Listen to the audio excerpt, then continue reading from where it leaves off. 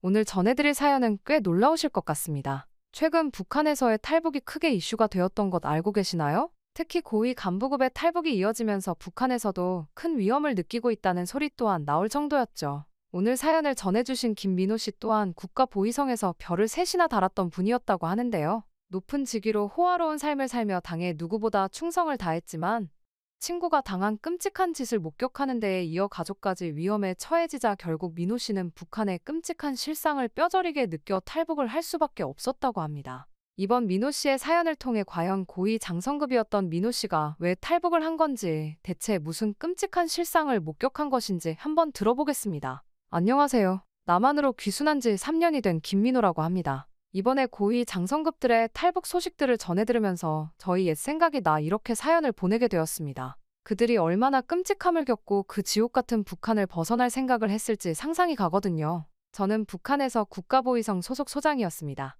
별 셋 달고 있는 고위 장성이라고 할 수 있었죠. 북한에서 별 셋이면 길거리에 지나가면 모두가 저에게 고개를 숙일 정도로 권력이 있는 직급입니다. 50대 초반의 나이에 이 정도 위치에 오른 것은 제 나름의 능력과 충성심 덕분이라고 자부하고 있었죠. 하지만 지금은 그때의 제 모습이 어리석기 그지없었다는 생각이 듭니다. 저는 평양의 고위층 아파트 3층에서 아내와 두 아이와 함께 살고 있었어요. 남한에 와보니 여기는 중간층이 좋다고 하는데 평양에서 고위층 아파트 저층에 산다는 건 김정은 측근 아니고서는 절대로 불가능한 일입니다. 엘리베이터가 없거나 있어도 전기가 자주 끊겨서 걸어 다녀야 하거든요. 그래서 저층이 선호되죠. 그래서 제 삶은 겉으로 보기에는 북한에서 가장 부러움을 살 만한 삶이었습니다. 하지만 그 화려한 겉모습 뒤에 숨겨진 어두운 진실을 저는 매일 마주해야 했습니다. 제가 탈북을 결심하게 된 사건은 바로 제 친구와 관련된 것입니다. 저에게는 제 절친한 친구가 한 명 있었습니다. 이상훈, 그는 조선인민군 중장이었어요.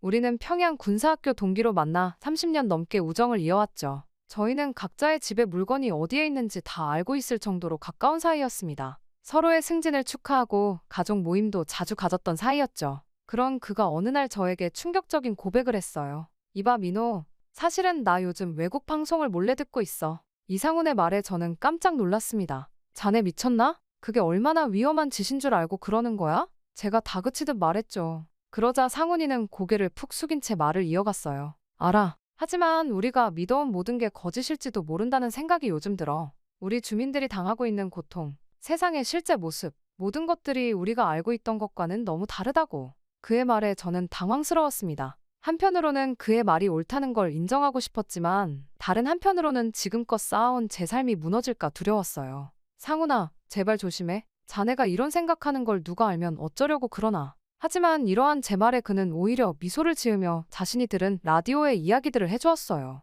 그리고 그 내용들은 제 의지와는 다르게 충격적이면서도 호기심을 일으키는 내용들이었죠. 한 번도 상상해본 적이 없는 바깥 세상의 이야기들이었습니다. 그날 이후로 저는 밤마다 잠을 이루지 못했어요. 상훈이의 말이 머릿속에서 맴돌았거든요. 그 영향으로 저 또한 점점 우리가 하는 일, 우리가 믿는 체제, 이 모든 게 과연 옳은 것인가 하는 의문이 들기 시작했습니다. 국가보위성에서 일하면서 저는 숱한 비밀들을 다뤄왔습니다. 주민들의 사생활을 감시하고 체제에 위협이 되는 사람들을 색출하는 일이 제 임무였거든요. 그때는 그게 조국을 위한 일이라 믿었습니다. 하지만 상훈이의 말을 듣고 나니 제가 하는 일이 과연 정당한 것인지 의심이 들기 시작했어요. 어느 날 평양 거리를 걸으면서 주민들의 모습을 유심히 살펴봤습니다. 겉으로는 평화로워 보였지만 그들의 눈빛에서 불안과 공포를 읽을 수 있었어요. 그제서야 깨달았죠. 우리는 모두 거대한 감옥에 갇혀 있다는 것을요. 상훈이와 나누는 대화는 계속됐어요. 그는 점점 더 대담해졌고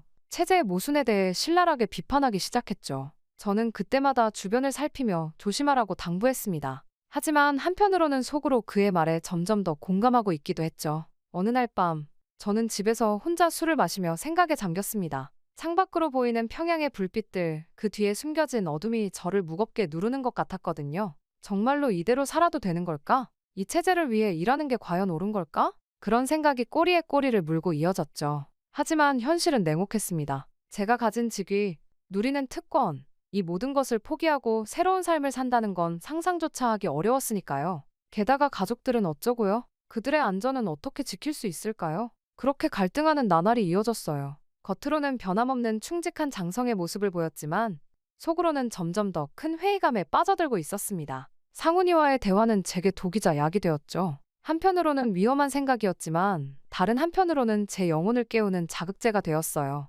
그렇게 시간은 흘러갔습니다. 권력의 정점에 서 있지만 마음속으로는 점점 더 깊은 고뇌에 빠져들고 있었죠. 이것이 제가 걸어온 길이고 앞으로 걸어가야 할 길인지 늘 의문이 들었어요. 하지만 그때는 아직 몰랐습니다. 이 고뇌가 얼마나 큰 대가를 치르게 될지는요. 그날은 평소와 다름없는 아침이었어요. 일어나 아침 식사를 하고 출근 준비를 하고 있었죠. 그때 전화가 왔습니다. 상훈이의 아내였어요. 목소리가 심하게 떨리고 있었죠. 민호 동지, 상훈 씨가 잡혀갔어요. 그 말을 듣는 순간 제 심장이 멎는 것 같았습니다. 저는 곧바로 사무실로 달려갔어요. 머릿속이 하얘졌죠. 어떻게 이런 일이? 상훈이가? 그토록 조심하라고 당부했는데 도대체 무슨 일이 있었던 걸까요? 저는 사무실에 도착하자마자 정보를 수집하기 시작했습니다. 제 지위를 이용해 이곳저곳 수소문했죠. 하지만 돌아오는 대답은 모두 같았어요. 당의 지시입니다. 더 이상 캐묻지 마십시오. 상훈이의 체포 소식은 순식간에 퍼졌어요. 고위 장성들 사이에서 술렁거림이 일어났죠. 상훈이의 체포 소식으로 인해 이제는 누구도 안전하지 않다는 공포가 퍼져나가기 시작했습니다. 저 역시 두려웠어요. 상훈이와 함께 나눴던 대화들이 떠올랐거든요. 혹시 제 차례가 올지도 모른다는 생각에 등골이 오싹해졌어요. 이후 며칠 동안 저는 제대로 잠을 이루지 못했어요. 두려움도 두려움이었지만 상훈이를 최대한 저희 능력을 이용해 가능한 구해내야 한다는 생각뿐이었죠. 저랑 가족보다도 가깝다고 말할 수 있는 친구가 험한 일을 당하는 것은 상상만 해도 끔찍했으니까요. 하지만 현실은 냉혹했습니다. 제가 아무리 높은 지위에 있고 그 지위를 이용해 노력을 해보려 해도 한번 적으로 낙인 찍히면 그걸 벗어날 방법이 없다는 것을 제대로 느끼기만 할 뿐방도가 보이질 않았기 때문이죠. 그러던 어느 날 저는 마지막으로 용기를 내어 상부의 상훈이의 석방을 요청했습니다. 그는 오랫동안 국가에 충성해왔습니다. 분명 오해가 있을 거예요. 그렇게 말했죠. 하지만 돌아온 대답은 차가웠어요. 이복의 김민호 소장, 자네도 조심하는 게 좋겠어? 가까운 사이인 것은 알지만 친구의 일에 이 이상 더 깊이 관여했다간 의심을 살 수 있으니 말이야. 그 말을 듣는 순간 제 몸에 식은땀이 흘렀습니다. 이게 바로 우리가 살아가는 세상의 진면목이구나. 언제든 버려질 수 있고 배신당할 수 있는 세상. 그 순간 느꼈던 공포와 절망감은 이루 말할 수 없었습니다. 그리고 두려움 또한 커지게 되었죠. 결국 저는 집에 돌아와 아내에게 모든 걸 털어놨습니다. 여보, 이제껏 우리가 믿어온 모든 게 거짓일지도 몰라. 아내는 놀란 눈으로 저를 바라봤죠. 집 아닌데도 불구하고 주변을 돌아보며 저를 다그쳤죠. 당신, 제정신이에요? 그런 말 함부로 하면 어떡해요. 물론 아내의 반응은 당연했어요. 우리는 너무 오랫동안 이 체제 속에서 살아왔으니까요. 아내의 모습에서 예전에 제가 떠올라 저는 쓴웃음을 지을 수밖에 없었죠. 하지만 날이 갈수록 상황은 악화됐습니다. 상훈이뿐만 아니라 그의 가족들도 잡혀갔다는 소식이 들려왔어요. 심지어 아이들까지. 상훈이의 아이들은 제 아들인 민석이와도 친한 친구였어요. 대체 그들에게 무슨 죄가 있다고 그러는 걸까요? 제 가슴이 찢어지는 것 같았죠. 어느 날 밤, 저는 몰래 이상훈의 집을 찾아갔어요. 집안은 이미 어질러진 채로 텅 비어 있었습니다. 바닥에는 가족 사진이 떨어져 있더군요. 그 사진을 들어 올리는데 저도 모르게 눈물이 왈칵 쏟아졌습니다. 이게 정말 우리가 꿈꿔왔던 세상인가? 이를 위해 우리가 그토록 열심히 일해온 것인가? 그러면서 함께 30년 동안 당에 충성을 바치며 미친 듯이 일해왔던 저와 상훈이의 모습이 떠올랐습니다. 그 순간 저는 결심했습니다. 어떻게든 상훈이를 구해내겠다고 말이죠. 그리고 이 잘못된 체제의 진실을 밝혀야 한다고요. 하지만 어떻게? 제 힘으로 할 수 있는 게 뭐가 있을까요? 저는 며칠 동안 고민했어요. 그러다 한 가지 생각이 떠올랐죠. 제 지위를 이용해 이상훈이 있는 수용소를 직접 방문해보는 거죠. 위험한 시도였지만 이것밖에 방법이 없었어요. 저는 곧바로 준비를 시작했습니다. 수용소 방문 허가를 받기 위해 온갖 수를 썼죠. 다행히 허가가 떨어졌어요. 처음으로 성공한 계획에 저는 벅차올랐습니다. 하지만 그때는 몰랐죠. 제가 목격하게 될 광경이 얼마나 충격적일지, 그리고 그것이 제 인생을 어떻게 바꿔놓을지를 말입니다. 수용소로 향하는 차 안에서 제 마음은 복잡했어요.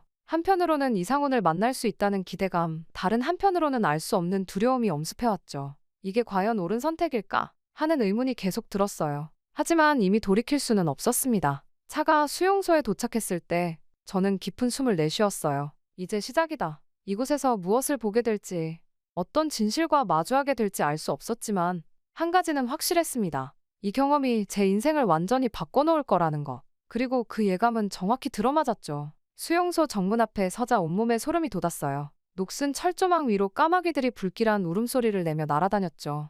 회색빛 콘크리트 벽은 마치 거대한 무덤 같았어요. 국가보위성 소속 김민호 소장이다. 시설 점검차 왔네. 저는 목소리가 떨리는 걸 감추려 애쓰며 근엄하게 말했죠. 괜히 경비병들의 날카로운 눈초리가 저를 꿰뚫어보는 것만 같은 기분이 들었어요. 그때 한 간부가 저에게 다가왔어요. 기다리고 있었습니다. 소장님, 안으로 모시겠습니다. 그제서야 저는 안도의 한숨을 내쉴 수가 있었죠. 곧이어 무거운 철문이 삐걱거리며 열렸습니다. 그 소리는 마치 지옥의 문이 열리는 것 같았어요. 안으로 들어서자 코를 찌르는 악취가 훅 끼쳐왔죠. 썩은 음식물 냄새, 하수구 냄새, 그리고 무엇보다 절망의 냄새였어요. 안내를 맡은 간부가 기계적인 목소리로 시설을 설명하기 시작했습니다. 그는 진심으로 저에게 수용소의 시설이 좋다는 것을 보여주려 하고 싶어 하는 것 같아 보였어요. 여기는 작업장입니다. 수감자들이 하루 16시간씩 일을 하고 있습니다. 그것도 적은 것 같지만요. 16시간이 적다고요? 저는 창문으로 보이는 광경에 제 눈을 의심했어요.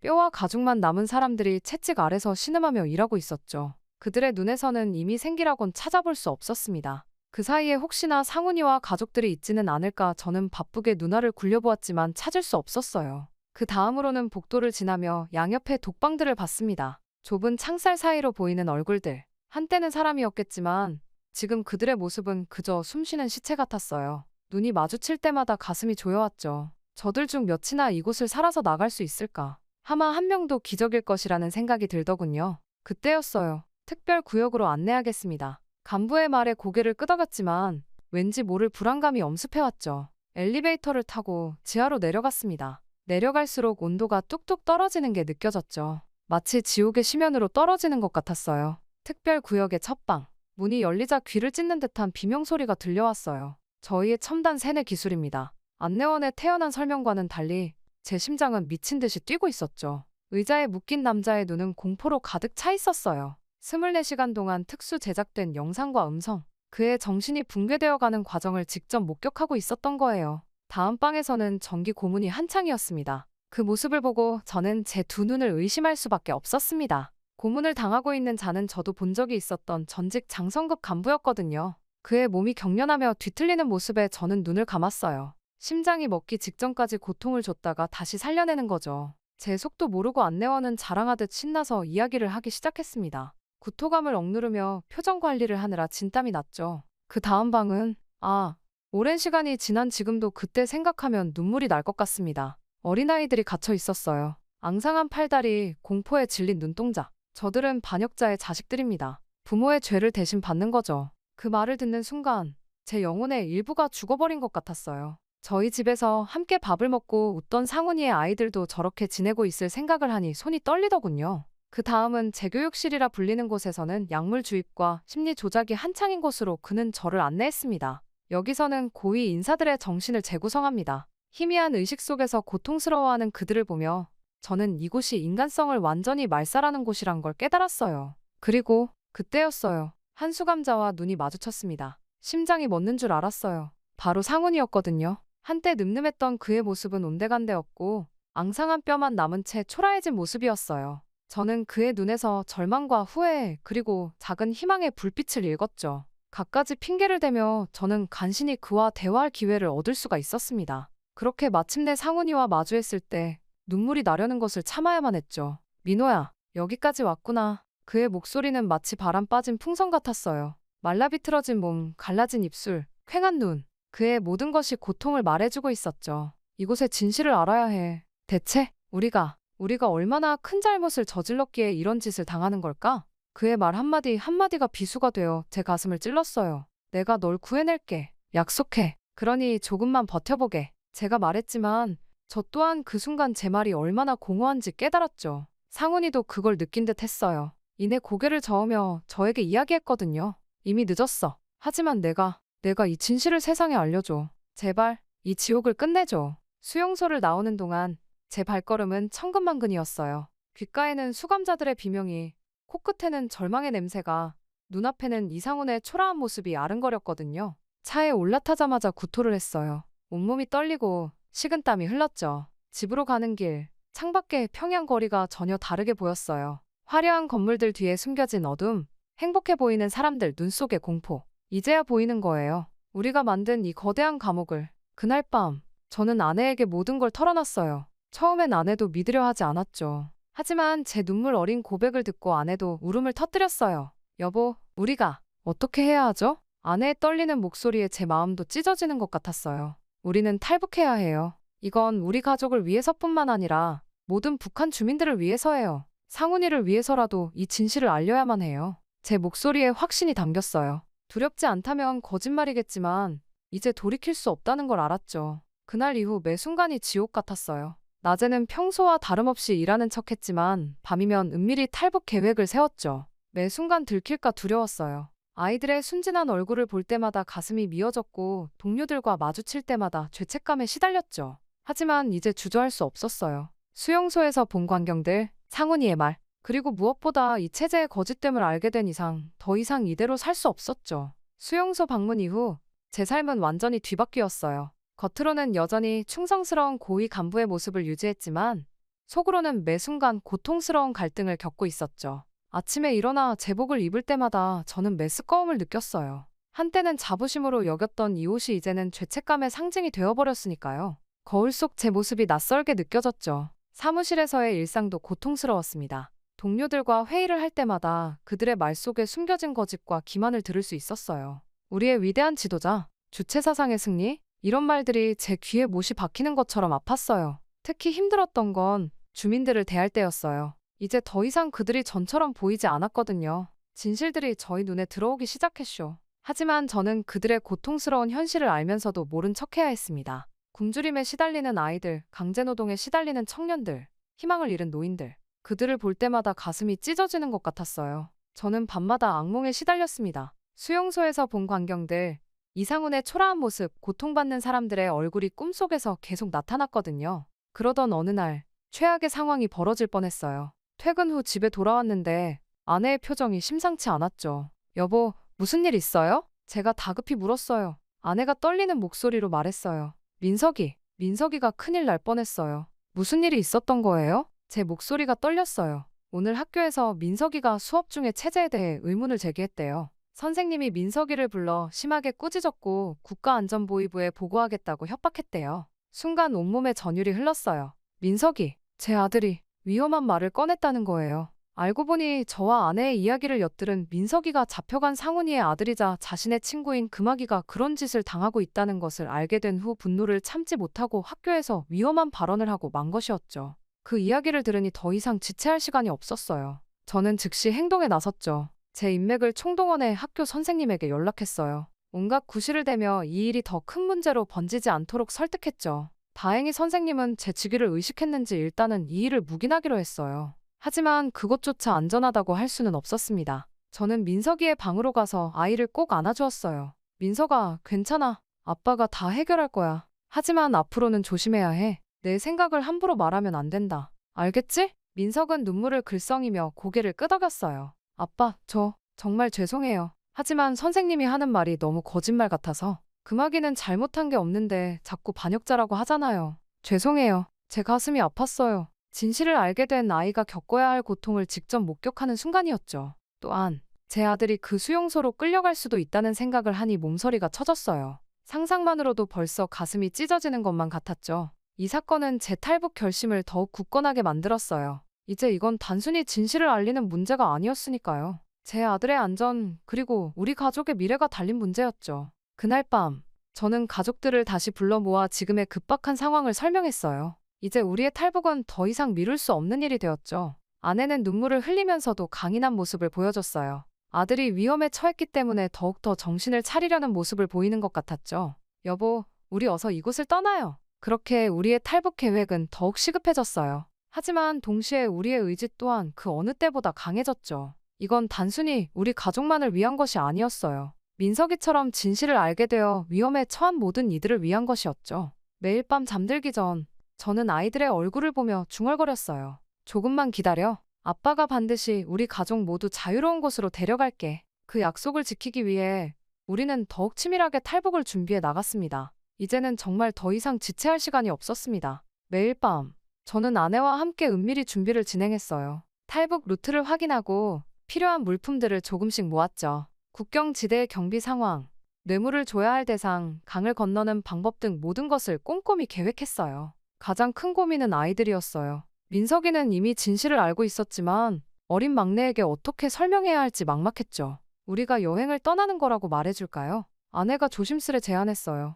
가슴이 아팠지만 저 또한 그게 최선이라는데 동의했죠. 준비 과정에서 가장 힘들었던 건 마음의 준비였어요. 평생 살아온 곳, 익숙한 모든 것을 버리고 떠난다는 건 결코 쉬운 일이 아니었죠. 하지만 매일 아침 제복을 입으며 느끼는 죄책감, 민석이의 두려움에 찬 눈빛을 볼 때마다 우리의 결심은 더욱 굳건해졌어요. 드디어 탈북하기로 한 날이 다가왔습니다. 그날 아침, 저는 평소와 다름없이 출근했어요. 하지만 이번엔 달랐죠. 사무실에 들어서며 마지막으로 주변을 둘러봤어요. 동료들의 얼굴, 익숙한 풍경, 모든 것에 작별을 고하는 기분이었죠. 퇴근 시간, 집으로 향하는 발걸음이 그 어느 때보다 무거웠어요. 집에 도착하자 아내와 아이들이 긴장한 표정으로 저를 기다리고 있었죠. 다들 준비됐어? 제 목소리가 떨렸어요. 아내가 고개를 끄덕였고 아이들은 여행 가방을 들고 있었어요. 밤이 깊어지기를 기다렸다가 우리는 조용히 집을 나섰어요. 평양의 밤거리를 걸으며 이게 마지막이 될 거란 생각에 가슴이 아프기도 했지만 뒤를 돌아볼 순 없었어요. 우리의 미래 그리고 자유를 향해 가기로 우리는 이미 정했으니까요. 국경으로 향하는 여정은 긴장의 연속이었어요. 검문소를 지날 때마다 가슴이 쿵쾅거렸죠. 다행히 제 신분증과 약간의 뇌물로 무사히 통과할 수 있었어요. 하지만 진짜 시험은 이제부터였죠. 강가에 도착했을 때 달빛이 어둠을 가르고 있었어요. 저기가 중국이야. 제가 손가락으로 가리켰죠. 아이들의 눈에 두려움이 서려 있었어요. 괜찮아. 우리 함께니까. 아내가 아이들을 안아주었죠. 서로의 몸의 밧줄을 꽉 묶어내고 막내를 등에 업으며 강을 건너는 순간 모든 것이 슬로우 모션처럼 느껴졌어요. 차가운 물살, 아이들의 떨리는 숨소리, 멀리서 들리는 개 짖는 소리, 모든 감각이 극대화된 채로 우리는 숨을 죽이며 필사적으로 헤엄쳤죠. 그리고 드디어 중국 땅을 밟는 순간 눈물이 왈칵 쏟아졌어요. 우리는 서로를 껴안고 흐느꼈죠. 자유의 첫 발걸음을 내디딘 거예요. 하지만 이게 끝이 아니란 걸 알았어요. 아직 갈 길이 멀었죠. 중국에서의 도피 생활, 동남아시아를 거쳐 대한민국에 도착하기까지 그 과정은 또 다른 험난한 여정이었어요. 매 순간 붙잡힐까 두려워했고 앞으로의 불확실한 미래에 불안해했죠. 하지만 우리는 서로를 의지하며 한 걸음 한 걸음 나아갔어요. 마침내 인천공항에 도착했을 때 그제서야 실감이 났어요. 우리가 정말 해냈구나. 자유의 땅을 밟은 거야. 하지만 동시에 무거운 책임감도 느꼈죠. 이제 제가 알고 있는 모든 진실, 북한의 실상을 세상에 알려야 했으니까요. 남한에 도착한 후 우리 가족의 삶은 180도 바뀌었어요. 처음에는 모든 것이 낯설고 어려웠죠. 공항에 도착해 국정원 사람들의 안내를 받아 조사를 받는 것 또한 익숙치 않았어요. 조사를 하기만 해봤지 받아본 적은 없었으니까요. 그 과정에서 상훈이의 이야기를 하며 눈물이 쏟아질 것 같았지만 저는 진실을 전부 이야기하기 위해 노력했어요. 조사를 받고 나온 뒤 햇빛 쏟아지는 서울 거리를 걸으며 이 자유가 꿈만 같았어요. 평양의 거리와는 확연하게 다른 모습이 저를 감탄하게 만들었죠. 꿈과 희망에 차서 라디오 이야기를 해주던 상훈이의 얼굴이 또 다시 떠올랐어요. 같이 왔으면 좋았을 텐데. 상훈이가 듣기만 했던 세상이 실제로 살아 움직이는 모습을 직접 보면서 저는 결국 눈물을 흘릴 수밖에 없었습니다. 이후 저희는 정부의 도움으로 정착 교육을 받고 임시 주거지를 배정받았습니다. 아이들은 학교에 다니기 시작했고 민석이는 처음으로 자유롭게 질문하고 토론할 수 있는 교실에서 눈을 반짝였죠. 처음에는 북한에서의 습관이 남아있어 쭈뼛대는 듯 했지만 원래도 자신의 의견을 잘 이야기하는 성격이었던 민석이는 시간이 지나면서 더욱더 자신감이 붙기 시작했죠. 저와 아내는 새로운 직업을 찾아 열심히 일했어요.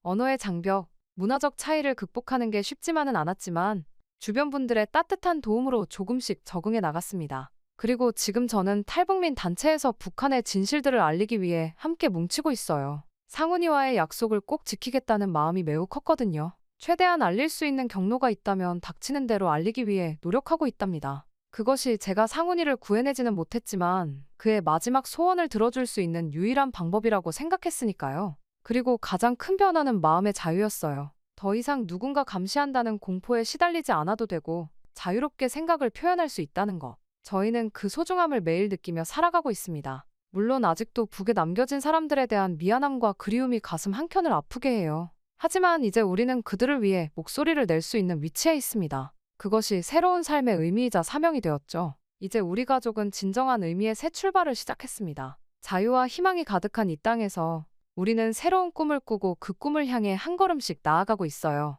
북한에서 높은 직위의 호화로운 삶이었지만 지금의 삶이 더 행복해요. 이제는 온전히 저로서 그리고 저희 가족도 각자의 성격대로 자유롭게 살아갈 수 있으니까요. 언젠가는 북에 있는 저희 동료들도 이 자유를 꼭 느낄 수 있는 날이 왔으면 좋겠습니다. 그날까지 저 또한 멈추지 않으려 합니다. 모두들 그럴 수 있도록 응원해 주시기를 바라겠습니다. 감사합니다. 오늘 전해드릴 사연은 김정은의 상태에 대해 잘 알 수 있는 사연이 될 것 같습니다.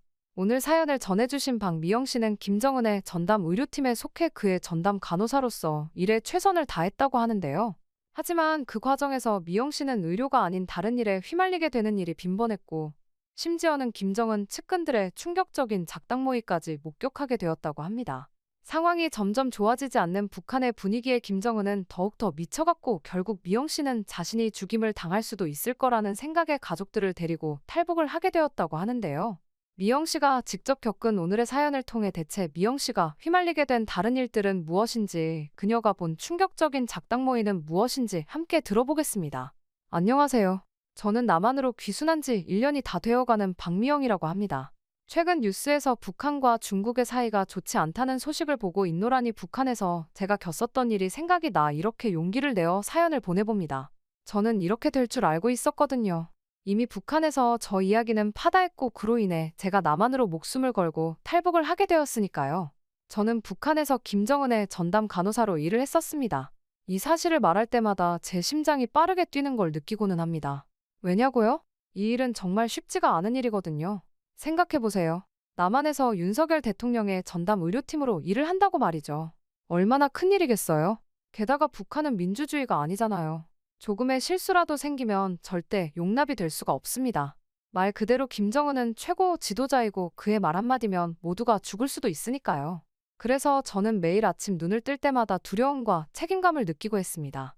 제가 이렇게까지 두려움을 느끼는 이유가 뭐냐고요? 물론 최고 지도자를 보살펴야 한다는 이유도 있지만 요즘 김정은의 건강 상태가 날이 갈수록 악화되고 있거든요. 과도한 음주와 흡연, 그리고 비만으로 인한 합병증들이 늘어가면서 김정은은 매일 같이 쓰러져 가고 있죠. 고혈압, 당뇨, 심장병. 제가 알고 있는 거의 모든 성인병이 그의 몸에 자리 잡은 것 같았습니다. 오늘 아침에도 그의 혈압을 체크했는데 그 수치가 위험할 정도로 높았어요. 180에 110? 이런 수치를 보면 제 손이 저절로 떨리곤 합니다. 그의 얼굴은 항상 붉은 빛을 띠고 있고 걸을 때마다 숨이 차다며 호소하고는 하죠. 그런 모습을 볼 때마다 저는 가슴이 철렁 내려앉는 것을 느끼고는 합니다. 지도자님, 건강에 각별히 신경 쓰셔야 합니다. 지금 상태에서는 식단 조절과 운동이 꼭 필요해요. 특히 지방과 염분이 많은 음식은 줄이시고 매일 30분 정도라도 가벼운 산책을 하시는 게 어떨까요? 저는 최대한 공손하고 조심스럽게 말했습니다. 떨리는 목소리를 부드럽게 하려 노력했지만 제 심장은 마구 뛰고 있었죠. 그의 반응이 어떨지 너무나 뻔히 알면서도 전문가로서 조언하지 않을 수 없었으니까요. 하지만 그의 반응은 예상대로였습니다. 아니, 어쩌면 예상보다 더 격렬했을지도 모르겠네요. 닥쳐. 내가 뭘 안다고 그래? 내가 누군지 몰라? 내가 바로 이 나라를 이끄는 위대한 영도자라고. 내 건강은 너희가 알아서 좋아지게 만들어야 할 거 아냐? 그리고 감히 나한테 뭘 하라 마라 하지 마. 죽고 싶은 거야? 예상했던 그의 분노 섞인 목소리에 저는 움찔했습니다. 그의 얼굴은 더욱 붉어졌고 목에 핏줄이 붉어져 나왔죠. 순간 그가 쓰러질까봐 겁이 날 정도였어요. 하지만 이내 마음을 다잡았습니다. 진정해, 미영아. 넌 전문가잖아. 내가 할 수 있는 건 최선을 다해 그의 건강을 돌보는 것뿐이야. 그러나 현실은 녹록지 않았습니다. 김정은의 건강을 낮게 해야 하는 동시에 그의 건강 상태를 숨기라는 압박 또한 점점 심해지고 있었거든요. 고위 간부들은 매일같이 저희를 불러 위원장의 건강 상태를 보고하라고 요구했습니다. 그들의 눈빛은 날카롭고 목소리에는 위협이 깔려있죠. 박미영 동무, 지도자님의 건강에 이상은 없겠지? 혹시라도 문제가 있다면 즉시 보고해야 해. 그리고 명심하게 이건 절대 기밀이라는 걸 말이야. 외부에 단 한마디라도 새어나가면. 알지? 간부들의 말끝에 숨겨진 위협을 느낄 때마다 저는 등골이 오싹해지고는 합니다. 이미 수백 번은 들은 말인데도 불구하고 털이 쭈뼛하고 서는 것만 같은 기분이 들곤 해요. 그들의 말은 보고는 해야 하지만 동시에 절대 외부에 새어나가서는 안 된다. 고 하는 거예요. 솔직히 쉽지 않은 일이죠. 저희가 보고를 조심스럽게 하고 비밀을 철저히 지킨다고 해도 이미 김정은 자체에서 몸이 좋지 않다는 신호들을 풍기고 있으니까요. 처음 보는 사람도 글을 보면 걱정을 할 수밖에 없는 상태이죠. 한숨이 나오지만 저는 또다시 마음을 다잡을 수밖에 없습니다. 제가 할 수 있는 건 없으니까요. 단지 명령에 따를 뿐이죠. 미영아, 내가 이 자리를 지켜야 해. 내가 아니면 누가 위원장님의 건강을 제대로 돌볼 수 있겠어? 이렇게 스스로를 다독이며 저는 또 다시 일을 하기 위해 돌아가고는 합니다. 그러던 어느 날, 저는 우연히 충격적인 소식을 듣게 됐습니다. 중국에서 김정은의 건강에 대한 비밀 보고서가 작성되었다는 이야기였죠. 이 소식을 듣는 순간 제 온몸에 전율이 흘렀습니다. 어떻게 이런 일이, 누가 정보를 유출한 걸까? 의심과 두려움이 제 마음을 가득 채웠죠. 그리고 얼마 지나지 않아 저의 불안은 현실이 되었어요. 결국 김정은의 귀에 이 보고서의 소식이 들어가고 만 것이죠. 그 순간 저는 제 인생이 송두리째 흔들리는 것을 느꼈습니다. 그날의 기억은 아직도 생생합니다. 평소와 다름없이 아침 회진을 마치고 나오는데 갑자기 관저 전체가 술렁이기 시작했거든요. 경호원들이 분주히 움직이고 고위 간부들이 긴급히 소집되는 모습이 보였죠.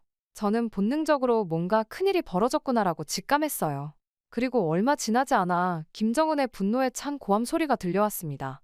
누구야? 누가 그런 헛된 정보를 중국에 넘겼어? 다 찾아내서 처형해. 당장. 그의 목소리에는 분노와 함께 깊은 불안감이 묻어 있었습니다. 저는 그 자리에서 얼어붙은 채 서 있었죠. 심장은 터질 듯이 뛰고 있었어요. 그 후로 김정은의 행동은 완전히 달라졌습니다. 물론 예전에도 예측하기 어려운 면이 있었지만 이제는 정말 알 수 없게 되어버렸거든요. 하루에도 몇 번씩 감정의 기복을 보이고 사소한 일에도 극도로 예민해졌어요. 어느 날은 제가 평소와 같이 그의 혈압을 재고 있었는데 갑자기 내년도 나를 배신할 거야? 라며 소리를 지르더라고요. 저는 너무 놀라 말도 제대로 못했습니다. 지도자님, 절대 그럴 리가 없습니다. 제 목숨을 걸고 맹세합니다. 라고 겨우 대답했죠. 그제서야 그는 조금 진정되는 것 같았어요. 대체가 어느 장단에 맞춰야 할지 모르겠더군요. 심지어는 측근들에 대한 김정은의 의심 또한 깊어졌습니다. 매일같이 누군가가 숙청되는 소식이 들려왔거든요. 어제까지 높은 자리에 있던 사람이 오늘은 감쪽같이 사라지는 일이 비일비재해졌죠. 저는 이 모든 상황을 지켜보며 극도의 공포와 위기감에 시달렸습니다. 오늘은 누가 사라질까? 혹시 나도? 이런 생각이 하루에도 몇 번씩 들고는 했습니다. 매일 아침 눈을 뜰 때마다 오늘도 무사히 살아있구나라는 안도감이 들 정도죠. 한편 북중 관계는 계속해서 급속도로 악화되고 있었습니다.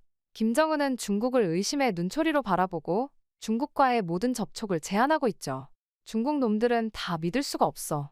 우리의 내부 정보를 빼내가려고 혈안이 돼 있다고 라며 자주 고함을 치곤 합니다. 그러는 와중에 고위 간부들 중 일부가 비밀리에 중국 측과 접촉하고 있다는 소문까지 돌고 있었습니다. 한 번은 우연히 한 고위 간부가 중국어로 통화하는 걸 들은 적도 있었어요. 물론 일 때문이겠죠. 물론 저는 아무것도 듣지 못한 척 지나쳤지만 그 순간 등줄기에 식은땀이 흘렀습니다. 이런 갈등 속에서 저는 날마다 고민했습니다. 내가 할 수 있는 게 뭘까? 이 상황을 어떻게 해결할 수 있을까? 하지만 아직 답을 찾지 못했어요. 그저 하루하루를 버티며 언젠가 기회가 올 거라는 희망을 가지고 살아가고 있을 뿐이었죠. 매일 밤 저는 이런 생각들로 잠 못 이루곤 했습니다. 제가 알고 있는 정보들이 제 마음을 무겁게 짓누르고 있었으니까요. 때로는 이 모든 것을 포기하고 도망가고 싶다는 생각도 들지만 그럴 수 없다는 걸 잘 알고 있었죠. 제 가족들 그리고 이 나라의 미래가 걸려 있으니까요. 그리고 다음 날 저는 여느 때와 다름없이 아침 일찍 일어나 위원장의 건강 체크를 하러 갔습니다. 그런데 오늘따라 그의 안색이 좋지 않아 보였죠. 평소보다 더 붉은 얼굴, 땀에 젖은 이마. 그의 상태가 심상치 않다는 걸 직감했죠. 순간 식은 땀이 흐르더군요. 무슨 일이 생긴다면 저희 또한 목숨을 잃을 수도 있으니까요. 저는 떨리는 목소리를 최대한 숨기며 김정은에게 물었습니다. 지도자님, 오늘은 좀 쉬시는 게 어떨까요? 상태가 좋아 보이지 않습니다. 저는 조심스럽게 말을 꺼냈지만 하지만 그의 반응은 예상대로였어요. 시끄러워. 오늘 중요한 회의가 있다고. 내가 빠지면 무슨 일이 생길지 몰라? 빨리 약이나 내놔. 결국 저는 한숨을 삼키며 그의 지시를 따랐습니다. 하지만 제 마음은 무거웠죠. 이대로 가다간 정말 큰일 날 거야. 그날 오후 저는 우연히 고위 간부들의 대화를 엿듣게 되었습니다. 그리고 그 대화는 정말 충격적이었죠. 그들은 위원장의 건강에 대해 심각하게 논의하고 있었어요. 하지만 그들은 건강만을 논의하고 있는 것이 아니었죠. 이대로 가다간 큰일 날 거야. 지도자님의 건강이 급격히 악화되고 있어. 그래, 우리도 대비를 해야 할 것 같아. 만약에 사태에 대비해서 말이야. 후계 문제도 고민해봐야 할 때가 온 것 같군. 이 대화를 듣는 순간 제 온몸에 전율이 흘렀어요. 후계 문제라고. 설마? 그때 갑자기 누군가가 제 어깨를 툭 치는 것이 느껴졌습니다. 깜짝 놀라 돌아보니 경호원 중 한 명이 서 있었죠. 박미영 동무, 여기서 뭐하나? 지도자님께서 찾으시네. 저는 고개를 끄덕인 뒤 가까스로 평정을 되찾고 위원장의 방으로 향했습니다. 하지만 제 머릿속은 온통 방금 들은 대화로 가득 찼죠. 이 정보를 어떻게 해야 하지? 말해야 할까? 아니면 모르는 척해야 할까? 김정은의 방에 들어서자 그는 여전히 안색이 좋지 않은 채로 저를 노려보고 있었어요. 박미영 동무, 혹시 내 건강에 대해 누구한테 말한 적이 있나? 순간 제 심장이 멎는 줄 알았습니다. 등에서 식은땀이 흘렀죠. 그런 적이 없는데도 불구하고 그의 눈빛에는 살기가 가득해 보였거든요. 아, 아닙니다. 지도자님, 절대 그런 적 없습니다. 정말이지. 거짓말하면 내 가족까지 모조리. 그의 말이 채 끝나기도 전에 저는 고개를 숙이고 맹세했어요. 제 목숨을 걸고 맹세합니다. 절대 그런 적 없습니다. 그제서야 그는 고개를 끄덕이며 저를 물러나게 했습니다. 방에서 나오는 순간 저는 다리에 힘이 풀려 주저앉을 뻔했죠. 이렇게 살아야 하나? 이게 정말 옳은 걸까? 그날 밤 저는 또다시 악몽에 시달렸습니다. 이번엔 제가 아니라 제 가족들이 처형당하는 꿈이었죠. 눈물범벅이 된 채로 잠에서 깨어났을 때 더 이상 잠에 들 수가 없었습니다. 악몽이 너무 생생해서 다시 눕기가 두려웠거든요. 그렇게 아침 해가 떠오르기도 전 저는 계속해서 깨어 있었습니다. 잠을 설치며 보낸 또 한밤이었죠. 거울 속 제 모습은 피곤해 보였지만 오늘도 위원장의 건강을 체크해야 한다는 생각에 마음을 다잡았습니다. 이런 상황에서 김정은의 건강 상태는 날이 갈수록 급속도로 악화되고 있었습니다. 저희 팀이 아무리 노력해도 그의 상태를 개선시키기란 쉽지 않았어요. 오늘 아침에도 그의 혈압은 위험 수준이었고 당뇨 수치도 걱정될 정도로 높았죠. 그렇게 착잡한 마음으로 김정은의 방에서 나와 걸어가는데 저는 낯익은 목소리를 다시 한번 듣게 되었습니다. 그때 그 고위 간부들의 목소리였죠. 저는 본능적으로 걸음을 멈추고 숨을 죽였습니다. 그들의 대화에서는 김주혜, 김여정, 그리고 다른 여러 사람들에 대해 열띤 논의가 오갔죠. 저는 숨도 제대로 쉬지 못한 채 그들의 대화를 엿들었어요. 김주혜는 아직 너무 어려. 김여정이 가장 유력한 후보지만 여자라는 게 문제야. 그럼 꼭두각시 지도자를 내세우는 건 어때? 우리가 뒤에서 조종하면 되잖아. 이 말을 듣는 순간 저는 온몸에 전율이 흘렀습니다. 결국 이제는 후계 문제를 진지하게 생각하는 단계가 되고 만 것이었죠. 이런 일이 벌어지고 있었다니. 그 순간 발자국 소리가 들렸습니다. 저는 재빨리 그 자리를 피해 숨었죠. 심장이 터질 듯이 뛰었어요. 들키면 어쩌지? 모든 게 끝장날 거야. 다행히 들키지 않았지만 그날 밤 이후로 제 마음은 더욱 혼란스러워졌어요. 제가 들은 대화의 내용이 머릿속에서 맴돌았죠. 이 정보를 어떻게 해야 하지? 누구에게 말해야 할까? 아니, 말하면 안 돼. 하지만 그러면서 저는 북한 사회 전반에 불안감이 퍼져나가고 있다는 것을 느낄 수 있었습니다. 평양 거리를 걸을 때면 사람들의 표정이 예전과는 달라 보였거든요. 모두들 무언가를 숨기고 있는 듯한 그런 표정이었죠. 어느 날 저는 시장에서 우연히 한 주민의 대화를 엿듣게 되었습니다. 야, 너 들었어? 남조선에서는 말이야. 그 순간 저는 귀를 쫑긋 세웠습니다. 남조선에 대한 이야기를 공개적으로 하는 건 매우 위험한 일이에요. 하지만 사람들의 관심은 점점 더 커져가고 있었죠. 정말? 그럼 우리도 혹시?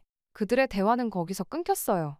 제가 지나가는 걸 보고 서로 눈치를 주고받으며 입을 다물었거든요. 하지만 저는 이미 충분히 들은 듯 했습니다. 확실히 사람들 사이에 변화의 바람이 불고 있다는 걸 알게 되었죠. 그날 밤, 저는 오랜만에 제 동생 미선이에게 전화를 걸었습니다.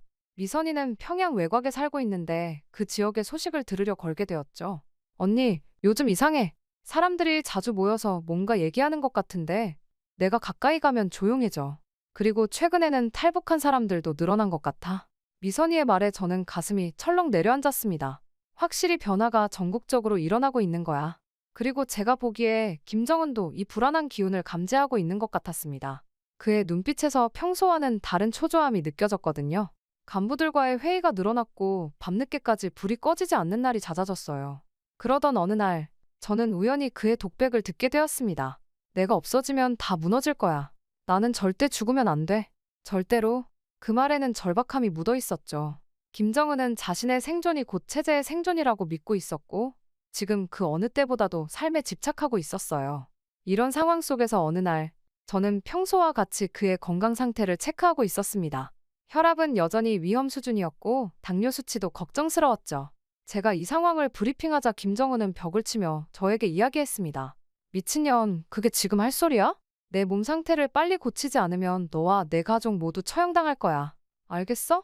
그의 말에는 분노뿐만 아니라 깊은 두려움도 묻어있는 것 같아 보였습니다. 자신의 건강 악화가 곧 권력의 상실로 이어질 수 있다는 공포가 그를 집어삼키고 있는 것 같았죠. 저는 그 자리에서 얼어붙고 말았습니다. 공포로 인해 온몸이 떨렸죠. 저런 협박을 받은 것이 한두 번이 아니지만 이번에는 진심인 것 같았거든요.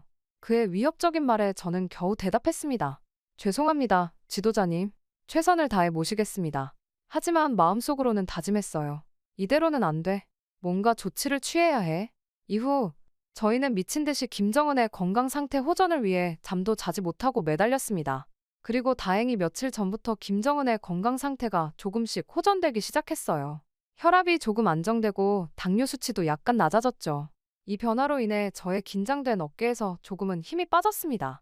오랜만에 깊은 숨을 내쉬며 드디어 좀 나아지는 건가? 라는 생각이 들었죠. 그날 아침, 저는 오랜만에 여유롭게 창밖을 바라보고 있었어요. 봄 기운이 느껴지는 따스한 햇살이 제 얼굴을 비추었죠. 문득 제 오랜 친구이자 동료 간호사인 수연이가 생각이 났습니다. 수연이와는 오랫동안 함께 일해왔는데 최근 들어 자주 만나지 못했거든요. 오늘은 수연이랑 점심이나 먹을까? 라는 생각으로 저는 그녀에게 연락을 해보았습니다. 하지만 수연이는 전화를 받지 않았습니다. 저는 바쁜가 보네 라고 생각하며 병원으로 향했죠. 하지만 병원에 도착해서도 수연이를 볼 수 없었어요. 이상한 마음에 동료들에게 물어보았지만 아무도 수연이의 행방을 모른다고 했어요. 수연 씨요? 어제부터 안 보이던데. 동료의 말에 왠지 모를 불안감이 몰려왔습니다. 수연이가 이렇게 갑자기 일을 나오지 않을 리가 없거든요. 그녀는 항상 계획적이고 책임감 강한 사람이었으니까요. 하지만 며칠이 지나도 수연이는 나타나지 않았습니다. 제 마음속 불안감은 점점 커져갔죠. 그러던 어느 날 충격적인 소식을 듣게 되었어요.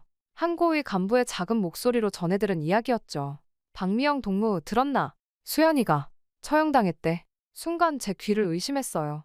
뭐라고요? 그게 무슨 소리예요? 조용히 해. 한국 정보기관과 접촉했다는 혐의래. 어제 새벽에 조용히 처리했다더군. 그 말을 듣는 순간 제 온몸에 전율이 흘렀습니다. 수연이가, 제 소중한 친구이자 동료였던 수연이가 그렇게 사라졌다니? 믿기지 않았어요. 수연이는 이번 김정은의 건강 호전을 위해 뒤에서 저희에게 큰 도움도 많이 주었던 정말 성실하고 착한 친구였는데 그런 수연이가 그럴 리가 없다고 생각했죠. 그날 밤 저는 한숨도 자지 못했습니다. 수연이의 웃는 얼굴이 자꾸 떠올랐거든요. 그리고 동시에 끔찍한 상상이 머릿속을 맴돌았습니다. 수연이가 정말 한국 정보기관과 접촉한 걸까? 아니면 무고한 희생양이 된 걸까? 이 사건은 저에게 큰 충격과 공포를 안겨주었습니다. 그리고 한편으로는 수연이처럼 저도 언제든 의심의 대상이 될 수 있다는 사실을 뼈저리게 깨달았죠. 그리고 이런 생각은 날이 갈수록 강해졌습니다. 특히 김정은의 편집증이 극에 달하면서 더욱 그랬죠. 그의 건강이 조금 호전되자 오히려 그의 행동은 더욱 예측 불가능해졌어요.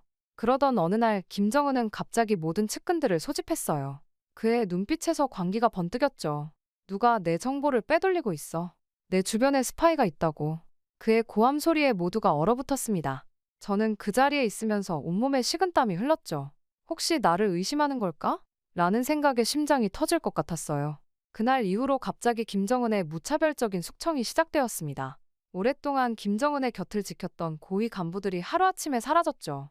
아침에 만났던 사람이 저녁에는 보이지 않는 일이 비일비재했어요. 이런 상황 속에서 저는 매일 밤 악몽에 시달렸어요. 꿈에서는 제가 처형당하는 장면, 제 가족들이 고통받는 장면이 반복됐죠. 땀에 젖은 채 깨어나면 한동안 현실과 꿈을 구분하지 못했어요. 그러던 어느 날 김정은의 표정이 평소와 달리 심각해 보였습니다. 그의 건강 상태를 체크하던 중 그가 갑자기 저를 노려보며 말했죠. 박미영 동무, 넌 정말 나에게 충성하고 있는 거야? 순간 제 심장이 멎는 줄 알았어요. 떨리는 목소리로 대답했죠. 당연합니다. 지도자님, 제 목숨을 바쳐 동지를 모시겠습니다. 그의 눈빛이 더욱 날카로워졌어요. 그래, 하지만 만약 내가 배신자로 밝혀진다면 너와 내 가족 모두 처형될 거야. 알겠나? 네. 겨우 대답하고 나왔지만 제 다리는 후들거렸어요. 이제는 지치기도 하더군요. 저런 협박들이 말이죠. 하지만 그렇다고 두려움이 사라지는 것은 아니었습니다. 오히려 두려움은 배가 되었죠. 그 순간 저는 깨달았습니다. 이대로 있다가는 정말 죽겠구나. 나뿐만 아니라 우리 가족 모두가. 그날 밤 저는 큰 결심을 했습니다. 탈북을 해야겠다고 말이죠. 이 결정을 내리는 것은 정말 쉽지 않았어요. 제가 알고 있는 정보들, 김정은의 실제 건강 상태와 북한 내부의 불안정한 상황, 이 정보들이 한반도의 미래에 중요한 영향을 미칠 수 있다는 걸 알았기 때문이에요. 하지만 동시에 두려움도 컸습니다. 과연 성공할 수 있을까? 실패하면 어떻게 될까? 이런 생각들이 제 머릿속을 맴돌았죠.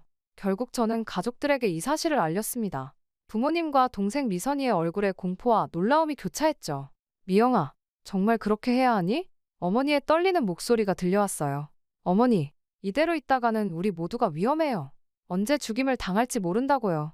가족들과 오랜 시간 논의 끝에 결국 우리는 함께 탈북하기로 결정했습니다. 그렇게 탈북을 결심한 후 우리 가족의 일상은 완전히 바뀌었어요. 겉으로는 평소와 다름없는 척 행동해야 했지만 내면은 긴장감으로 가득 찼죠. 매일 밤 우리는 작은 소리로 탈북 계획을 논의했어요. 아버지는 국경지대의 지리를 연구하셨고 어머니는 필요한 물품들을 조금씩 모으셨어요. 동생 미선이는 평소보다 더 열심히 일하며 주변의 의심을 피하려 노력했고요. 저는 병원에서 평소와 다름없이 근무하면서도 김정은의 건강 상태와 북한 내부 상황에 대한 정보를 최대한 수집했어요. 이 정보들이 우리의 탈북 성공 가능성을 높여줄 거라 믿었거든요. 그리고 드디어 탈북 당일이 왔습니다. 그날 아침, 저는 평소와 다름없이 출근했어요. 하지만 제 가슴은 마구 뛰고 있었죠. 오늘이 마지막이라는 생각에 모든 것이 새롭게 보였어요. 병원 동료들의 얼굴, 익숙한 복도, 심지어 김정은의 얼굴까지도요. 퇴근 후, 저는 집으로 향했습니다. 걸어가는 내내 누군가 저를 감시하고 있는 것 같아 등골이 오싹했죠. 집에 도착하자 가족들은 이미 준비를 마치고 저를 기다리고 있었어요. 다들 준비됐어요? 제 목소리가 떨렸어요. 가족들은 조용히 고개를 끄덕였습니다. 어머니의 눈에는 눈물이 고여 있었고 아버지는 평소보다 더 굳은 표정이셨죠. 미선이는 겁에 질린 듯 보였지만 용기를 내려 노력하는 게 보였어요. 우리는 한밤중을 기다렸습니다. 그리고 어둠이 깊어졌을 때 조심스럽게 집을 나섰죠. 거리는 고요했지만 그 고요함이 오히려 더 무서웠습니다. 마치 언제 어디서 누군가 나타날지 모르는 것 같았거든요. 국경으로 향하는 길은 정말 힘들었습니다. 우리는 숲속을 통해 이동했는데 어둠 속에서 나뭇가지에 걸리고 돌에 걸려 넘어지기를 여러 번 겪었죠. 한 번은 순찰 중인 군인들의 목소리가 들려 숨을 죽이고 숨어야 했습니다. 그 순간 제 심장은 터질 것 같았어요. 조금만 더 가면 돼. 저는 계속해서 중얼거렸습니다. 국경에 가까워질수록 긴장감은 더욱 고조됐어요. 강을 건너야 했는데 물살이 생각보다 거셌죠. 아버지가 먼저 물에 들어가셨어요. 괜찮아, 따라와. 아버지의 목소리에 힘을 얻어 우리도 물에 들어갔어요. 차가운 물이 몸을 감쌌어요. 옷이 무거워져 움직이기가 힘들었죠. 미선이가 물을 먹고 기침을 하자 우리 모두 숨을 죽였어요. 제발 들키지 말게 해주세요. 강을 건너는 동안 저는 계속해서 뒤를 돌아보았어요. 누군가 우리를 쫓아오고 있을까봐 두려웠거든요. 다행히 아무도 없었지만 그 공포는 계속되었죠. 마침내 우리는 강을 건넜습니다. 중국 땅을 밟는 순간 안도감과 동시에 새로운 두려움이 밀려왔어요. 이제 우리는 불법 체류자가 된 거예요. 하지만 뒤로 돌아갈 순 없었죠. 어떡하지? 이제 어디로 가야 하지? 미선이가 떨리는 목소리로 물었습니다. 저는 깊게 숨을 들이쉬고 대답했어요. 걱정 마.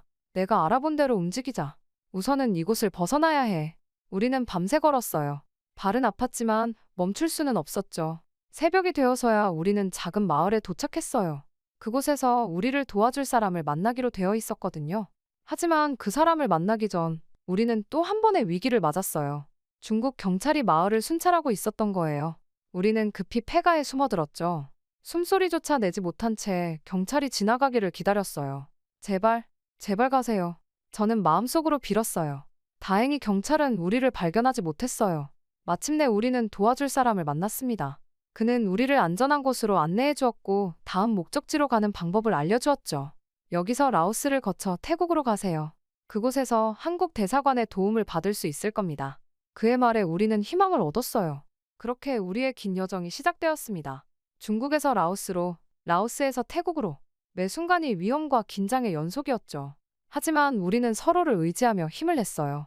마침내 우리는 태국에 도착했고 한국 대사관의 도움을 받아 안전하게 한국행 비행기에 올랐습니다. 비행기가 이륙하는 순간 저는 눈물을 흘렸어요. 안도감, 후회, 기쁨, 두려움, 복잡한 감정이 한꺼번에 밀려왔거든요. 우리가 해냈어요. 저는 가족들의 손을 꼭 잡았어요. 이제 우리 앞에는 새로운 삶이 기다리고 있어요. 하지만 동시에 제가 알고 있는 정보를 어떻게 활용해야 할지, 그리고 그 정보가 어떤 영향을 미칠지에 대한 책임감도 크게 느껴졌어요. 비행기 창밖으로 보이는 구름을 바라보며 저는 다짐했어요. 이제부터가 진짜 시작이야. 내가 아는 진실을 세상에 알리고 한반도의 평화에 기여할 거야. 새로운 삶과 새로운 도전을 향해 우리 가족의 비행기는 계속해서 남쪽으로 날아갔습니다. 인천국제공항에 도착했을 때 저는 믿기지 않는 기분이었어요. 우리가 정말 여기까지 왔다니. 공항을 빠져나와 한국 땅을 밟는 순간 저희 가족 모두의 눈에 눈물이 고였어요. 자유의 공기를 마시는 것 같았죠. 하지만 안도감과 동시에 새로운 불안감도 밀려왔어요. 이제 어떻게 살아가야 하지? 우리가 이곳에 적응할 수 있을까? 이런 생각들이 머릿속을 채웠죠. 우리는 곧바로 국가정보원으로 안내되었어요. 그곳에서 우리는 긴 조사를 받았죠. 특히 저는 김정은의 건강 상태와 북한 내부 상황에 대해 자세히 설명해야 했어요. 제가 전하는 정보의 조사관들의 눈이 커지는 걸 보면서 제가 가진 정보의 가치를 다시 한번 실감했어요. 박미영 씨, 당신이 제공한 정보는 매우 중요합니다. 우리나라의 대북 정책에 큰 영향을 미칠 수 있어요. 조사관의 말에 저는 무거운 책임감을 느꼈어요. 조사가 끝난 후 우리 가족은 하나원으로 보내졌어요. 그곳에서 우리는 한국 사회 적응을 위한 교육을 받았죠. 처음에는 모든 게 낯설고 어려웠어요. 컴퓨터 사용법부터 시작해서 한국의 법과 제도, 문화까지 배워야 할 게 너무 많았죠. 미영아, 난 이걸 어떻게 해야 할지 모르겠어. 어머니가 컴퓨터 앞에서 한숨을 쉬셨어요. 괜찮아요, 어머니. 천천히 배우면 돼요. 제가 도와드릴게요. 저는 어머니를 안심시켰지만 사실 저도 많이 불안했어요. 하나원에서의 생활은 쉽지 않았지만 우리 가족은 서로를 의지하며 힘을 냈어요. 아버지는 한국의 역사를 열심히 공부하셨고 미선이는 저보다 더 빨리 컴퓨터를 익혔죠. 저는 의료 관련 강의를 들으며 한국의 의료 체계에 대해 배웠어요. 3개월의 하나원 생활을 마치고 우리는 드디어 실제 한국 사회로 나왔어요. 정부에서 제공한 임대주택에 정착하게 되었죠. 처음으로 우리만의 공간을 가지게 되어 기뻤지만 동시에 앞으로의 삶에 대한 두려움도 컸어요. 저는 북한에서의 경력을 인정받아 작은 병원에서 일할 수 있게 되었어요. 처음에는 의료 용어와 장비 사용이 낯설어 힘들었지만 동료들의 도움으로 조금씩 적응해 나갔죠. 특히 북한과 다른 첨단 의료 기기들을 보면서 놀라움을 금치 못했어요. 와, 이런 장비로 진료를 하다니? 북한에 있었다면 상상도 못했을 거예요. 제 말에 동료 간호사가 웃으며 대답했어요. 미영 씨가 북한의 의료 상황을 알려주니 우리가 얼마나 행운인지 새삼 깨닫게 돼요. 일하면서도 저는 계속해서 북한의 상황에 대해 고민했어요. 제가 가진 정보가 어떻게 활용되고 있는지, 그리고 그것이 북한 주민들의 삶에 어떤 영향을 미칠 수 있을지 생각했죠. 물론 새로운 삶에 적응하는 과정이 늘 순탄했던 것은 아니에요. 가끔 북한에 두고 온 친구들과 동료들이 생각나 마음이 아팠죠.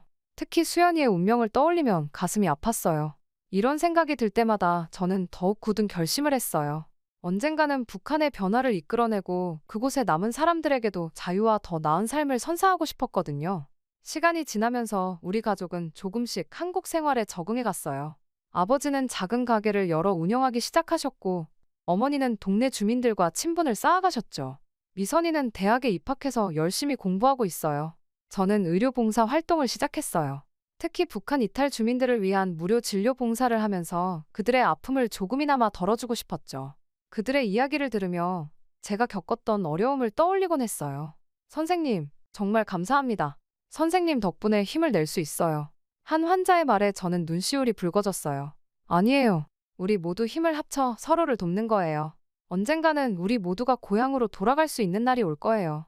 이제 우리는 한국에서의 새로운 삶에 조금씩 안정을 찾아가고 있어요. 하지만 북한에 대한 생각은 항상 마음 한구석에 자리 잡고 있죠. 언젠가는 통일된 조국에서 모든 이들이 자유롭고 행복하게 살 수 있기를 꿈꿔요. 매일 밤 잠들기 전 저는 창밖의 별을 바라보며 소원을 빌어요.